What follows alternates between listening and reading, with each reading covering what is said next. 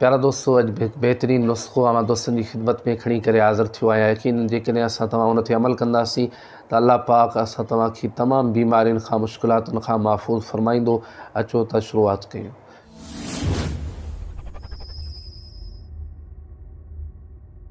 नहमदुहु व नुसल्ली व नुसल्लिमु अला रसूलिहिल करीम।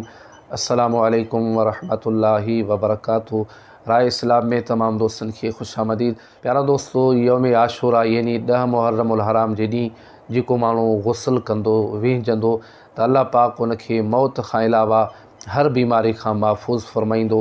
उहो माण्हू मौत खां सिवा हर बीमारी खां महफ़ूज़ रहंदो। प्यारा दोस्तों, सवाब जी नीयत सां हिन वीडियो खे ज़रूरु शेयर कंदा ताजो ही वीडियो ऐं ही नुस्ख़ो हर असांजे मुस्लमान भाइर ताईं पहुची सघे। अल्लाह पाक अव्हां खे बरकत अता फ़रमाए। अल्लाह पाक असां तव्हां सभिनी खे अमल जी तौफ़ीक़ अता फ़रमाए। प्यारा दोस्तों, ही हुई अॼु जी मुख़्तसिर मालूमात जेका मूं अव्हां दोस्तनि जी ख़िदमत में अर्ज़ु कई। वरी नई मालूमात में अव्हां दोस्तनि जी ख़िदमत में हाज़िर थींदुसि। तेसीं ताईं इजाज़त ॾींदा। अल्लाह हाफ़िज़।